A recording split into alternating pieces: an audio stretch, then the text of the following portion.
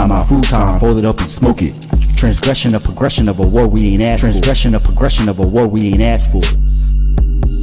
It's madness, yo.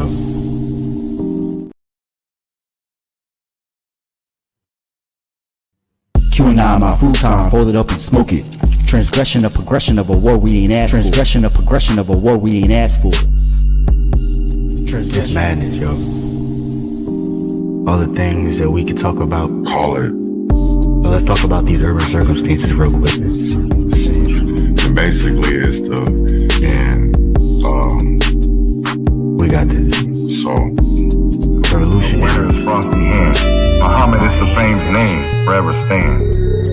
Standing on royal fusing of justice for the few, ridiculed by the pale terrorists bent on genocidal obsession, rooted in fear of neglection and abandonment, fueled by nightmares of ancestors' jealousy.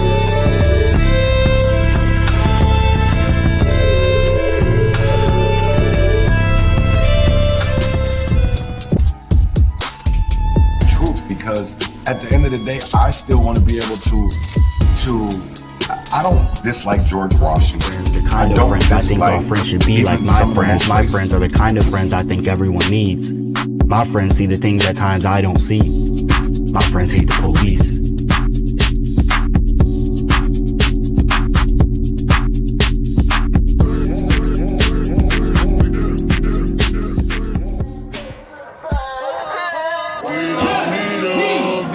What has changed? Are deemed the criminals, and the blacks are deemed the criminals. Shut up and help. Reflection ain't nothing but the inner child trying to see you. You gonna look? You gonna pick up that book? Lord, keep me far from the faith. Guide me through night and day. Teach me your ways. Show me the righteous way to sway. Lord, can you teach me, please? Show me the way, I'd say.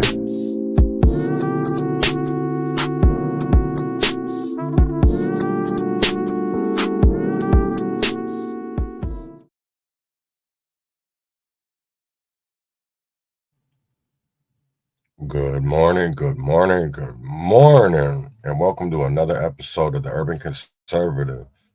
This morning, we're going to be talking about unveiling justice. Unveiling injustice. We're going to talk about a story that maybe you guys do know and maybe some of y'all don't know. I knew of the story of Willie Francis. I didn't know that Willie Francis was my great uncle. That was my dad's uncle and my grandma's brother. I knew my family was from down south. I didn't really understand,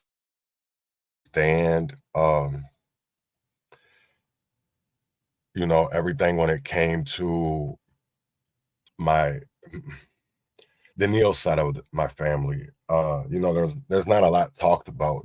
I went through of where, my grandpa, people came from,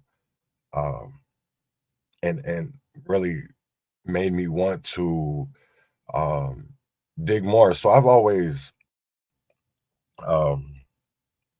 wondered, especially in the last 3 years, and I had some great conversations over the years with my Uncle Otis, my Aunt Franny, who are really the historians of my family.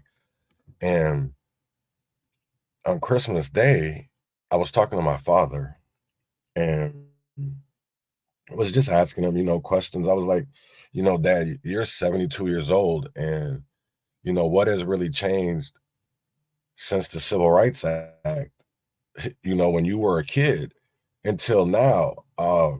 And literally said, really nothing has changed. He feels like we've gone backwards, then forward. And that's because of legislation that isn't directed or aimed at us, but they say it's for us. And when you look at history, we've done better fighting for our rights than people writing for our rights. I'm going to say that again. We've had better luck fighting for our rights than people writing, and I mean legislation for our rights. And I don't think people fully comprehend that, because I feel like, Loving versus Virginia, Brown versus the Board of Education. There's been so many other landmark Supreme Court lawsuits, cases that have literally done better for us than legislation has. And I want people to really remember that, because we have all this legislation, but yet we still have people dying every day. We still have people that are wrongfully convicted. And that's what I'm going to talk about today, because, people talk about George Stinney, who was a Black youth that was executed.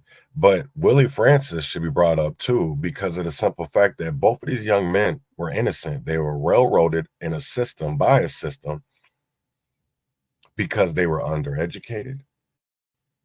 Willie only had a third grade education. And that's something that I've learned in the last, few days. I've only learned this since Christmas Day. And yesterday, I was emailing back and forth with a lawyer, and I found the lawyer's. Well, I didn't even know he was a lawyer. I found the guy's name. His name is Alan Durant, and we're going to talk about Alan today. But I found his name, and I emailed him and just asked him some questions about my Uncle Willie's case. Since he had wrote a book, he has done a documentary. The documentary is called Willie Francis Must Die Again. And I'm going to play a little bit about Willie's case and show the injustices that were done in that. And my goal now, heading into 2024, is to organize and strategize to exonerate my great uncle Willie. An injustice is an injustice anywhere. It doesn't matter. I mean, people are still out here fighting for Emmett Till. You know what I'm saying? And this is before Emmett. My uncle was executed in 1949 or 1947. 1947. For a crime that he didn't do. And I feel like, the things that have played out over the years and what we know with our legal system and our judicial system, I feel like there's enough with just in court transcripts and people's memories and articles and things to actually get Willie's name free, Willie's name clear for something that he didn't do. And that's what my goal is. That's what I feel like this opportunity for me is, to do something for my family that America, that our government, that our system has done wrong. And I know I wasn't able, to do it for others in my family, but I'm hoping that, people will see that, well, like, damn, look at Chaz ain't really that educated, but look what he's doing. He's educating himself so that he can, because when you know better, when you educate yourself, when you know better, you do better. And that's what this is all about for me, is knowing better so that I can do better. And that's why I read, that's why I research, and I do a lot of historical context, because I feel like you can't move forward in the future if we can't understand our past. And I feel like our past and what we've learned and what we've been taught over the years has really misconstrued and confused a lot of Black people, because we go to, just like I'm going to talk about, since I'm talking about Black people and how we're perceived, over the years, I want to talk about Kwanzaa, because today is, right now is Kwanzaa. And right now I see a lot of hate going on about Kwanzaa because of who started it, Dr. Karenga. And I don't know the guy's full past. I know that he was convicted of kidnapping, of some things, right? But yet, if we're going to talk about him, why can't we talk about Christopher Columbus in the same sentence, or in the same statement, for the simple fact that a holiday was started off a genocide? If we're going to talk about that, a holiday was started off hate, let's talk about Christmas. Let's talk about Thanksgiving. Let's talk about Valentine's Day. Let's talk about it all. We're not just going to talk about a Black holiday. without leaving out other ones. Because what about Thanksgiving? You know, I thought that was about giving thanks, but at the end of the day, that started with a genocide of Native Americans. So don't sit here and tell me that we can't compare over time, because at the end of the day, everything was not started bad. It's the way that America has made it. It's the way that we've been taught and learned, because at the end of the day, I don't know Dr. Karanga's story. I honestly, at the end of the day, I really never celebrated Kwanzaa. I barely celebrated Christmas, especially as an adult, because I understood what was going on. But I want to get back to Willie Francis, because Willie was executed, and not only once but twice. This was a young man that went through the electric chair not once but twice, and the first time it didn't work, and that's where my great grandfather was looking for an attorney and found Mr. LeBlanc. And I might be saying his name wrong, de LeBlanc, who actually is the uncle of Alan Durant, who also is an attorney. So that's why I reached out to him, because he would, if anybody's going to know about Willie's case, it's going to be somebody that has a lot of knowledge, not only with the legal system, but also with that community. So for me, it was, I didn't know if he was going to respond. It took him. Honestly, I was shocked when the guy did respond. Alan did respond yesterday, and I was very grateful. There's some things that I don't know about my family that hopefully this can lead me to getting to know the other side of the Neal family, the Francis family. You know, I knew my Aunt Hilda, and we're going to talk about her today, and she is in. My Aunt Hilda and my cousin Keith Landry are actually mentioned in something that I'm going to read today, as well. I don't know about in the video because I wanted to watch it at the same time with you guys. So it is about a 10-minute video, and I'm going to play that right now. So we're going to get into that, and I'm going to hush up, and you guys are going to hear about Willie Francis.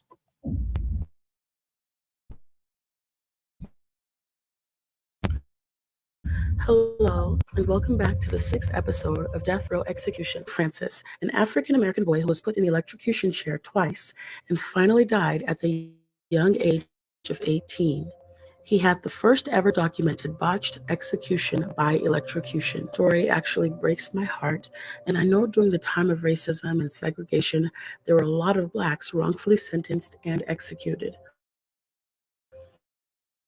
Many also lacked proper legal teams and were often interrogated without anyone present despite their age. Willie Francis was born on January 12, 1929 in Louisiana. In November 1944, someone shot a known pharmacist in the area by the name of Andrew Thomas. Andrew's murder went unsolved for nearly 9 months with no leads or suspects. The sheriff of St. Martinville, E.L. Wesweber, was frustrated with this fact and told a police chief in the city of Port Arthur to arrest any man in order to be done with the case.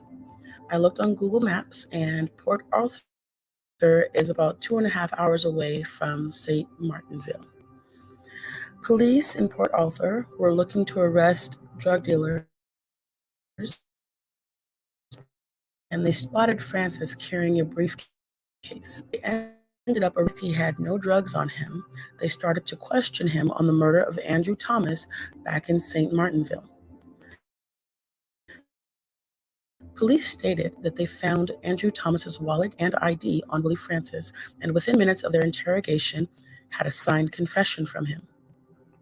The police denied any coercion, but the verbiage used seemed as if he was coached from a policeman on what to say.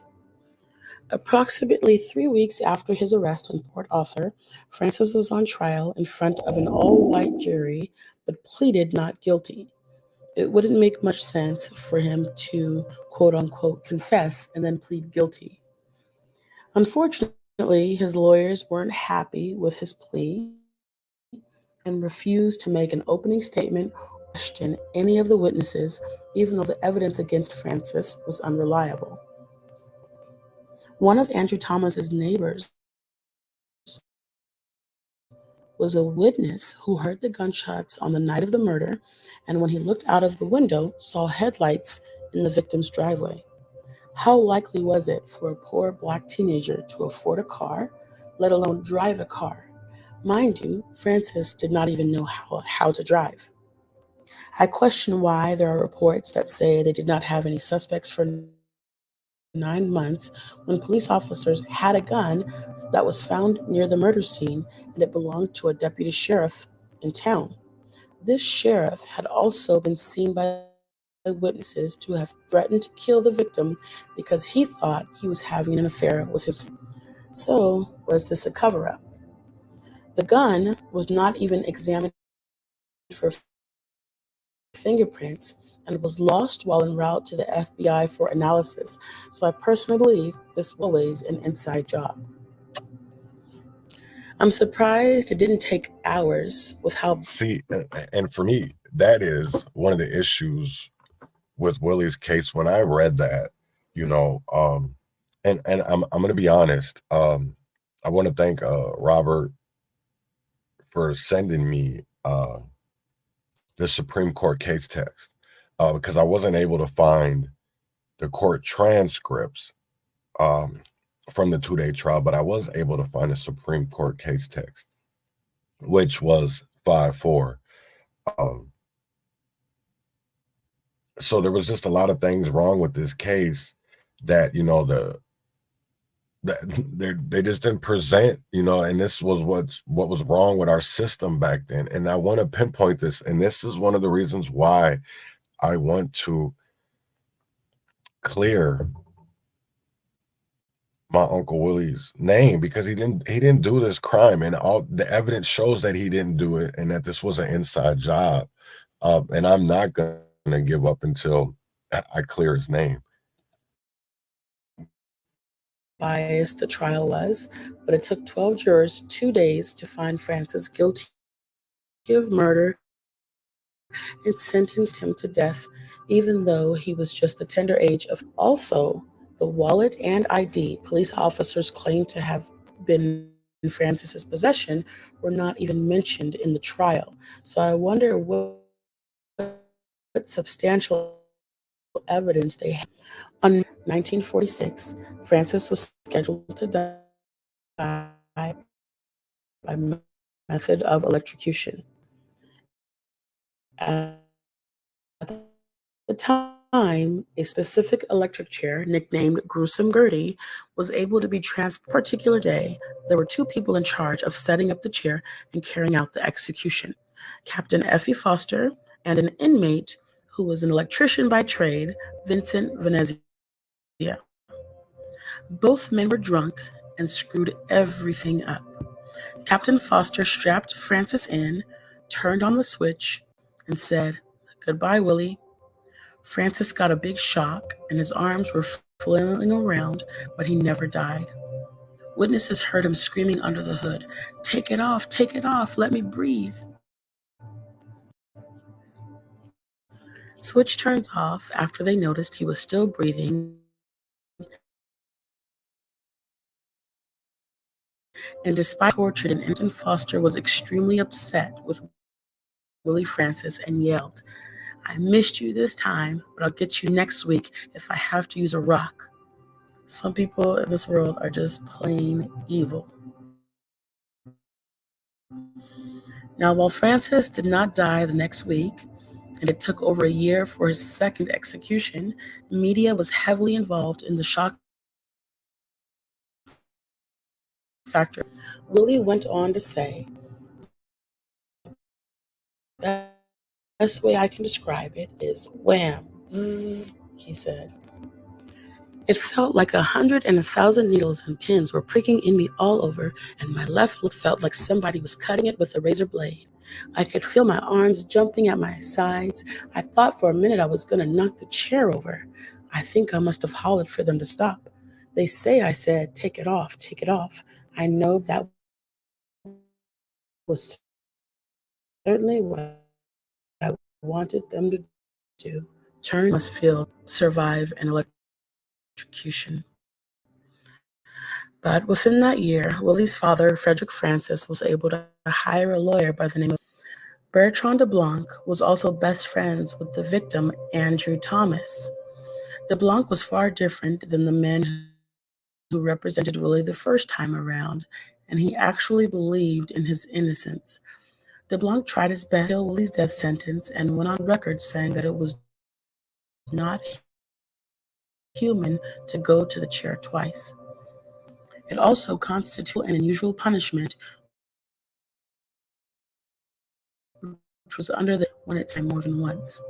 De Blanc clearly fought hard, but despite his efforts, Willie was rescheduled for execution on June 7, 1946. De Blanc then went to the Supreme Court, and they ruled against Francis 5-4 one day before his 18th birthday. Pictured here is Judge Felix Frankfurter. Although his personal ruling was against Willie Francis, he was conflicted and tried to get clemency for Willie by going to. De Blanc wanted to fight more, but this time wanted to go with the fact that the executioners were drunk, but Willie could no longer drag this on. He was tired of the disappointments and said he was ready to die. Willie also told a reporter a few days before his execution that he was going with his Sunday pants and Sunday heart. On May 9, 1947, Willie Francis was strapped in and was asked at 12:04, and he replied that he had none at all. Switch goes on, and he was declared dead 5 minutes later at 12:10 p.m. Pictured here is a picture from Willie's prison cell. On the left, it says, "Practically, I killed Andrew by accident. It will happen once in a lifetime. Look where Andrew is today. He's in his lonely, coldly grave." And then on the right, it says, "Of course, I am not a killer." Now, I wonder if he was ever threatened or if he said what he thought people wanted to hear. I truly think this case screamed injustice all over. And I would like for you guys to love Willie Francis. Thanks again for watching.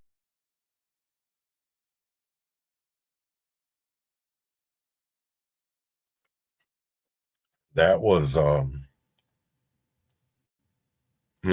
it's tough to hear, just for the simple fact of, I wasn't thought of during that time. I wasn't born for another 30 years. But I could only imagine, I don't know if people, I remember this experience, right? I can't say experience, but watching the movie Till and the show Till, and when the white men came to get Emmett and how his uncle wasn't really able to do anything. So I could only understand. I don't even know how my grandfather, great-grandfather felt, Frederick, and how he wasn't able to help his son. You know what I'm saying? And even this attorney, there was so much there that showed that Willie didn't do it and that he was being railroaded. And for me, that's the hard part of trying to understand of how can we believe in a justice system when we see so many injustices. I think about Marvin's case. I think about Mayan Burrell, Lincoln Caldwell, Philip Vance, Robert Davis. There's so many that I think about that are literally who have been just recently released, and people that are still sitting behind bars, or even ones that are deceased now and never were able to clear their names. And I think we as a society and as people should fight to clear their names. And I don't know how others feel, but I know one thing of that. When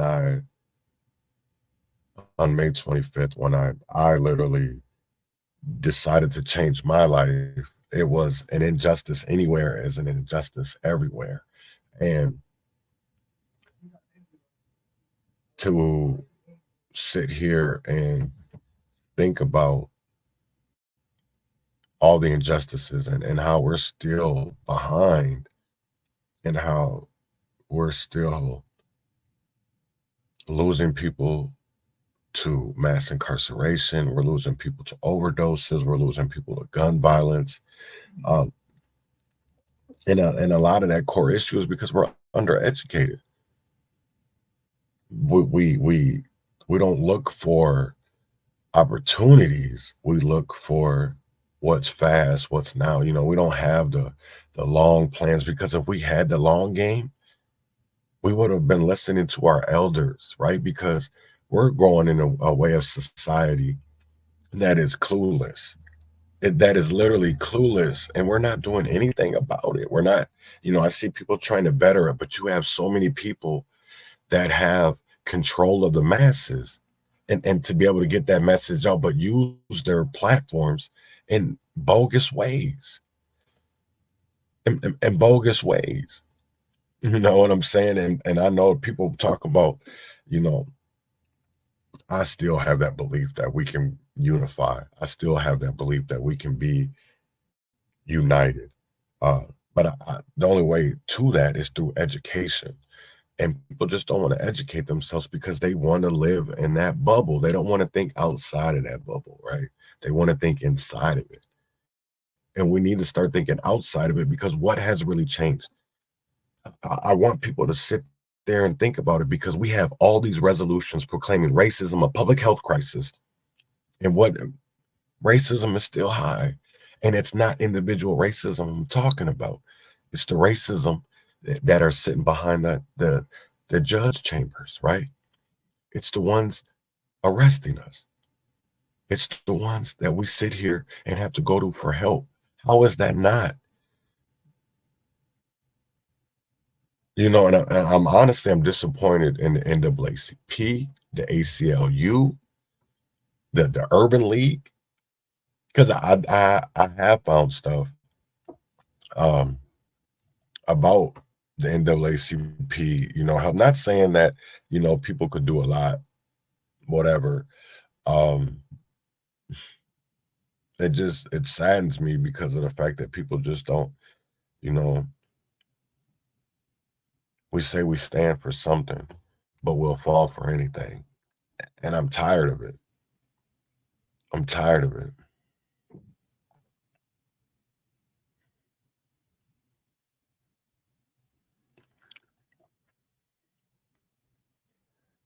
So on May 8th, 1947, the evening before Willie's execution, Associated Press reporter Elliot Chaze, I don't know how to say it, provided a particular intimate view of Willie through the eyes of his mother, Willie Francis,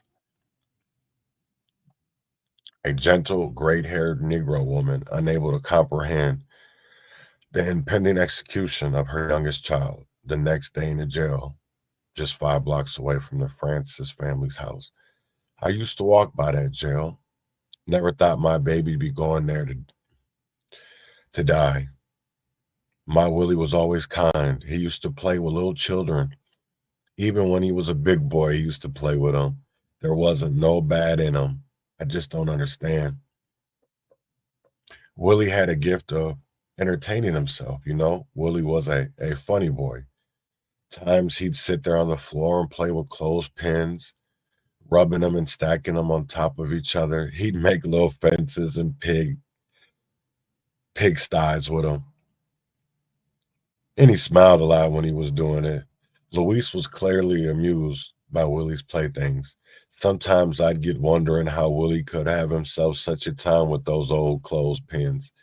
I believe his mind would rob to places, not bad places, but places.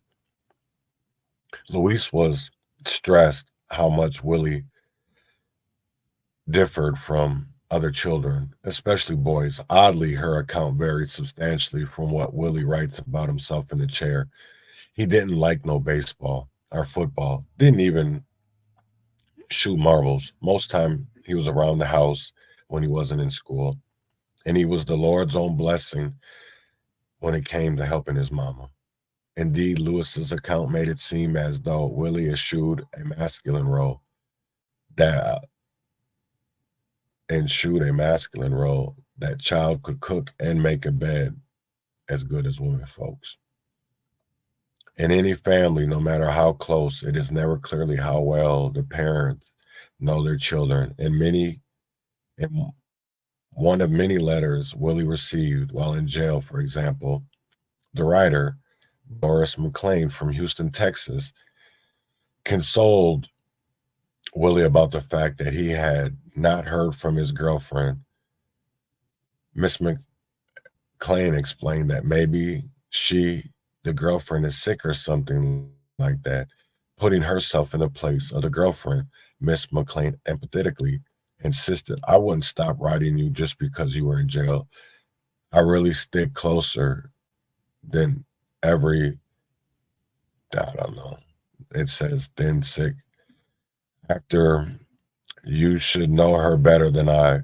Miss McLean continued in all the accounts of Willie so far. This letter is the first to mention that Willie had a girlfriend.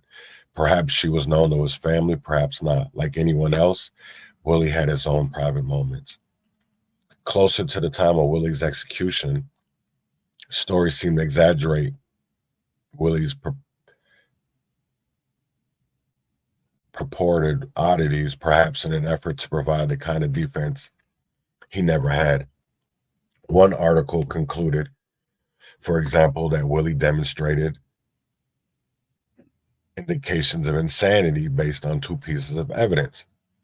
Frederick and Louise's admissions that Willie never had the tendencies of a normal child, as well as accounts by neighbors, friends, and other members of the community of Willie's harmless pranks that he has played from childhood.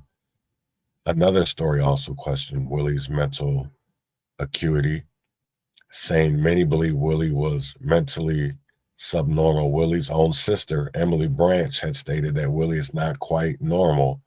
Indeed, there were statements that Willie never seemed actually aware that he was on trial for his life and appeared to be cocky and acting like a kid who was playing a game. One newspaper reported that the NAACP was considering filing a brief on Willie's behalf before the state lunacy board. Although it appears the NAACP did not follow through, of course, without more evidence available regarding Willie's mental abilities, such random descriptions do not seem to support an argument for insanity. Yet they were able to feed a journalist conclusion that Willie Francis should have never been sentenced to die, and they would raise concerns that a contentious modern attorney would investigate. Despite all the disparate deceptions of Willie, however, two clear and consistent traits emerge. His extraordinary low level of emotional maturity, even for his young age, as well as his desperate need to please everyone and anyone, no matter what the cost, personally or legally. You know, I think about that because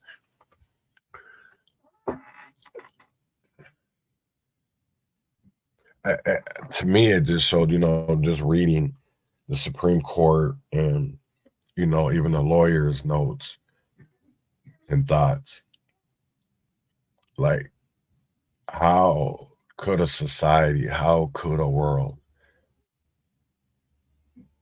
railroad a young man? And especially not even a young man because he's still a child, and execute him for a crime he didn't do. And it just sickens me that, we as a society We believe what's thrown in front of us instead of looking at all the evidence.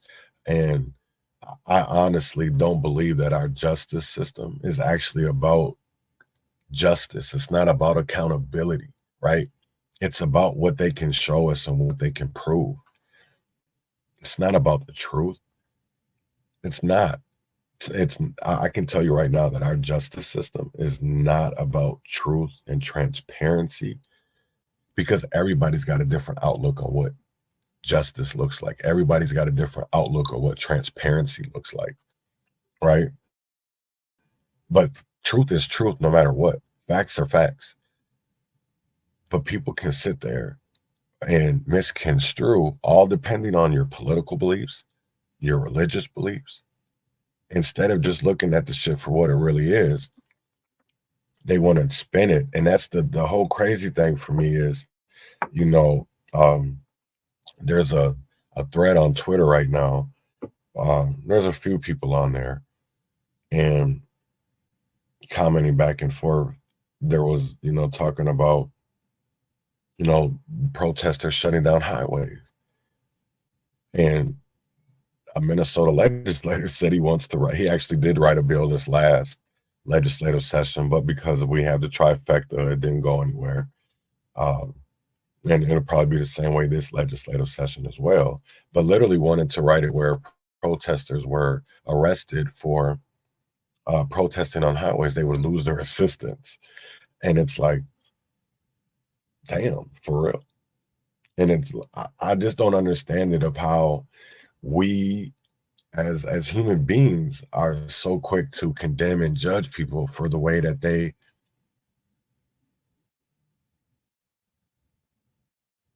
want to, because I don't see nothing wrong with doing peaceful disruption. I don't see nothing wrong with shutting down highways. I don't see with stopping the world so that people can pay attention. I don't see nothing wrong with that. And I don't see why we write laws to silence people either, because that's what that is. That's silencing people. I was somebody that was arrested on a highway. I was a part of the biggest mass arrest in Minnesota history, the 646 off of I-94.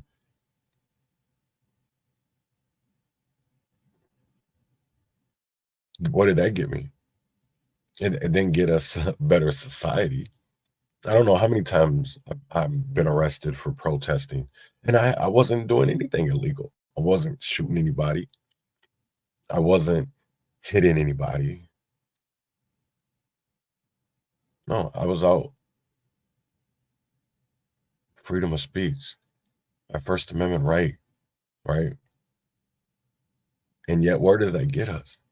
Because all they do is make legislation and write laws to demonize us, to make it seem like we're these bad people when all we're trying to do is fight for the right thing.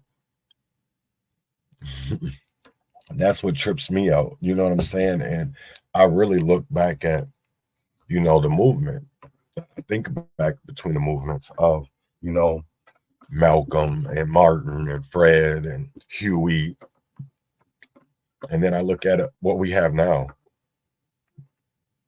I can tell you one thing, that our leaders back then weren't doing it for clout. They weren't doing it for fame. They weren't doing it for their bank accounts to get larger. But now you see, and that's why I don't, the people that, this was crazy for me, right? Was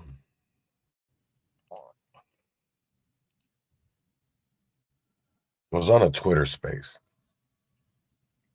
with a Sir Major.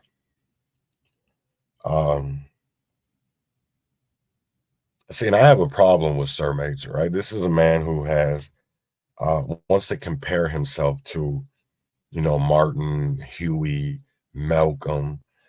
But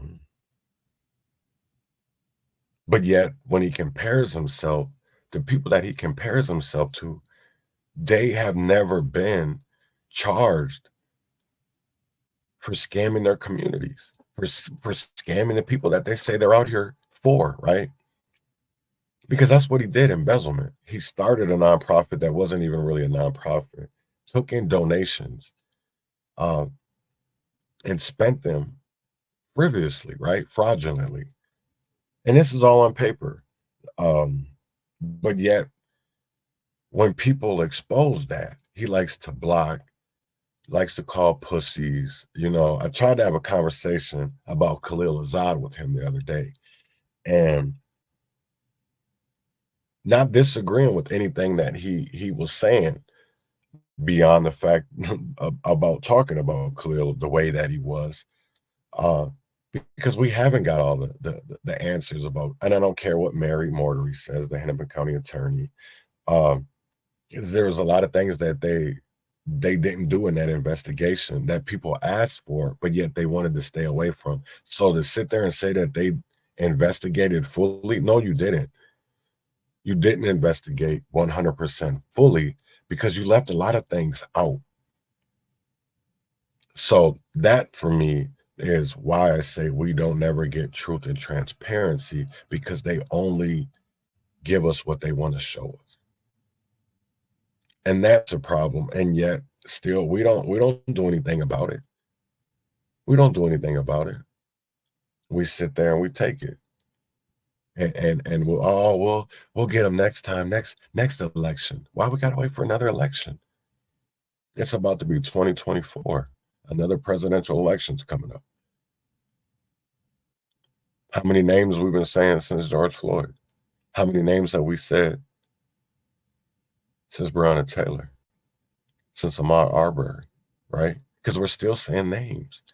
And yet Biden out here still talking about the George Floyd Policing Act. But we've moved on from that, because at the end of the day, you guys have tried legislation,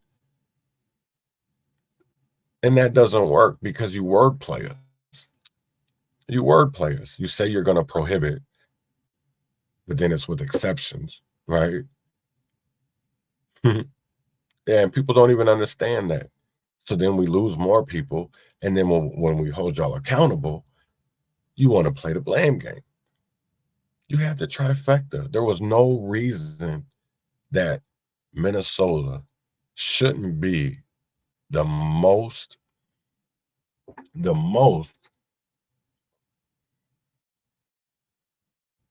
prosperous state for Black people.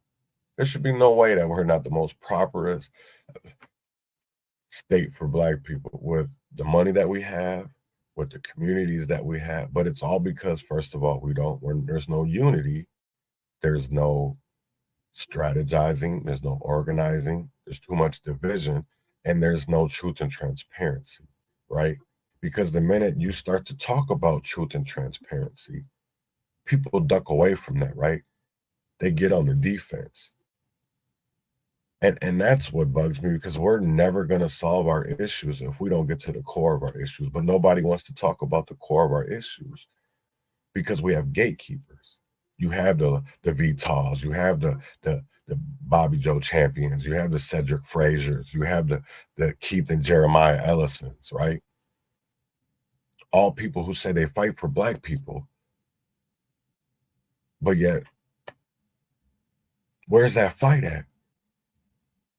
Because I know come next Tuesday, there's going to be tampons in elementary school boy bathrooms. What does that got to do with education? What does that got to do with education?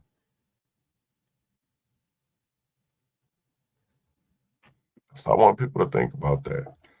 They say they want to do the right thing, but we still have people that are wrongfully incarcerated, that are wrongfully convicted.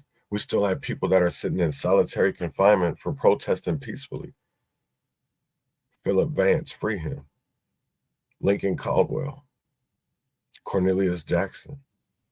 There's so many people that are incarcerated right now. Timothy Magruder. Robert Davis. And yet we don't do anything. But their family members be out here and they take the brunt of the hate. They take the brunt of the bullshit, all because they're standing up for their wrongfully convicted, family member, their loved one. That's crazy. I just really don't understand it, how we as people can say that we care about others, but yet ignore the trauma and the pains that are going on in our communities. I will never understand that. I will never understand that. How we as people say that we care, but yet can be so selfish. I just want people to think about that. This isn't to call out anybody. This isn't to say anything bad. But this is to call out our elected officials. You could have corrected. And honestly, at the end of the day, there's no way that you can correct the wrongs for Willie, right? Because at the end of the day, I'm not doing this for money. I'm not. What I'm going to do this for is Louisiana is going to clear my uncle's name. And I'm going to make sure that when Willie Francis is talked about in the future, that he's talked about the things that he used to do, play with the kids with the clothespins, right? Because he's going to be remembered in a good way and not in a bad way anymore. Because I'm tired of that. I'm tired of Black people being looked at in the eyes of people and being judged, and we haven't done anything wrong. You know, that's what's crazy, is people can literally look at one person and they can do the same crime, but all because they're a different skin color. They're seen differently, and that's crazy to me. That's crazy. I will never understand that.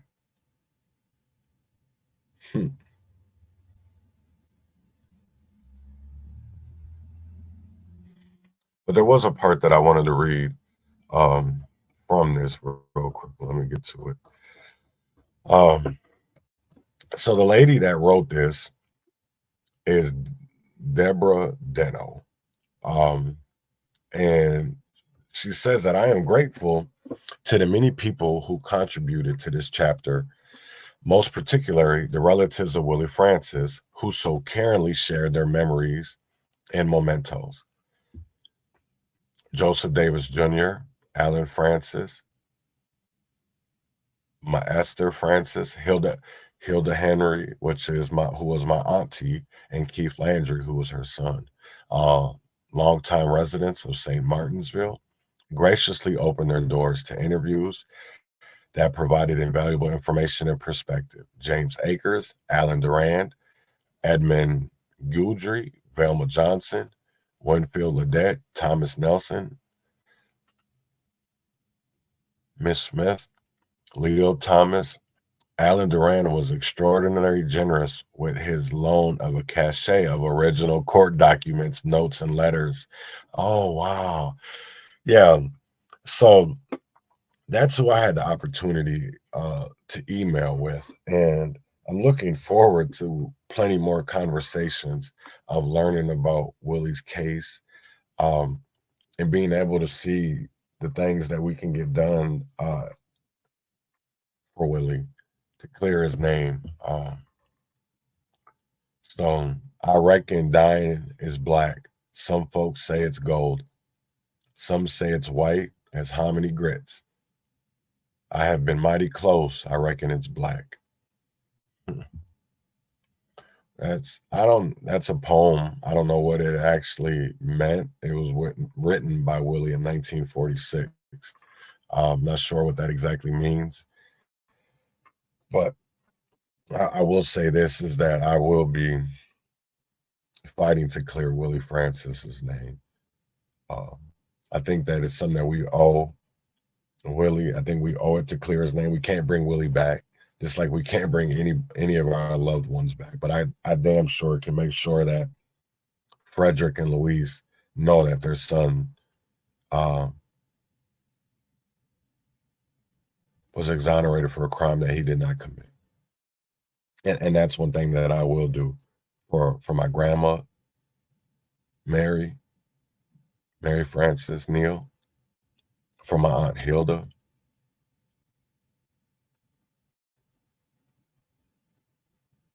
From my family, you know what I'm saying? It took my dad, I wasn't even born yet before when Willie had passed. Only my Aunt Hilda was.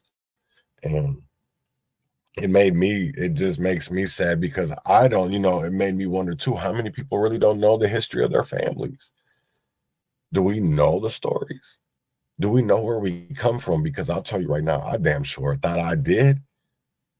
But Christmas 2023, I'll never forget December 25th, 2023, because it opened my eyes to something way beyond slavery. Way beyond slavery. Because from what I'm garnering and what I'm gathering is that my grandma's side of the family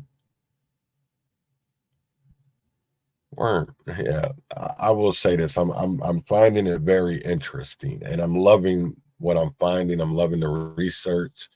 Um, and I hope to never been to St. Martinville, Louisiana. I haven't been to Port Arthur, Texas, but I damn sure will be making trips there in the future to see where where the jail was, Willie's grave site. I will be doing those things. I think we as society owe it to our ancestors, to our loved ones, to correct the wrongs that were done to them. And I don't know how that's going to be done. I really don't, but I think people really need to start paying attention. And I see why the call for reparations is really a need, because there's been so many injustices. And I think any Black family in America can find somewhere in history that somebody in their family's been done wrong, that there was an injustice, that they were either killed by the police or they were wrongfully incarcerated. And some of them may be still in jail right now, maybe sitting in prison for crimes they didn't do. And what are we doing about it? Because our Supreme Court says that innocence isn't enough to overturn a conviction. So we really need to think about that. And how are we going to move forward when innocence isn't even enough to overturn a conviction? I want people to think about that. Innocence is not enough to overturn a conviction. It's not. It's a Supreme Court case. So how do we get our people that are wrongfully convicted out if their innocence is not enough to overturn a conviction? There's got to be some kind of system at play to be able for us to help our loved ones who are wrongfully incarcerated, wrongfully convicted.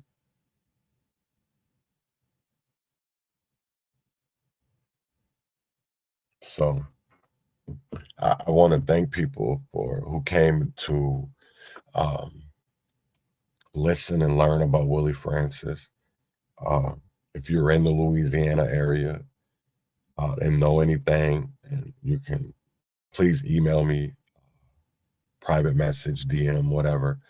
But I know there's more stories out here, and I think the more that we highlight them, the more that we make awareness, is we can start wronging, or we can start righting these wrongs through history.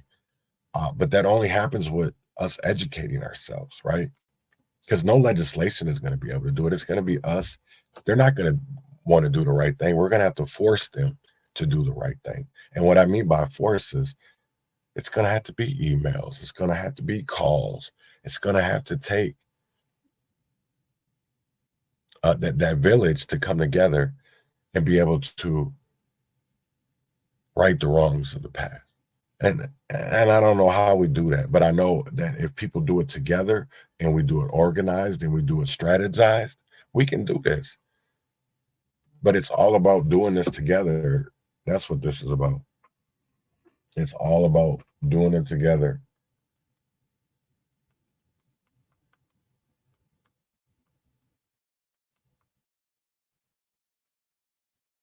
So that's what it's about. And like I said again, I'm definitely going to educate myself about Louisiana laws. I will be reaching out to the Louisiana governor, the Louisiana attorney general, officials in St. Martinville. So I will be doing that to make sure that Willie's name is cleared, and that people know that Willie didn't kill Andrew Thomas. So with that being said, you guys have a great Wednesday. Enjoy your Wednesday. Please go research. Look up wrongfully convicted cases in your state, because there's a bunch. So, oh, bless you. Excuse me.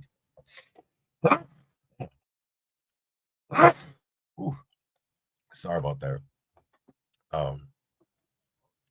But enjoy your Wednesday. Look up people that are wrongfully convicted in your area and see what you can do to help them, because it does take a village. And I know that families are out here that would appreciate, that would be grateful for any type of help that people may have. So win or fail, freedom or jail, heaven or hell, wish me well. You have a great one. Every day, fighting for my life. Every day, fighting for my life. Fighting for my life.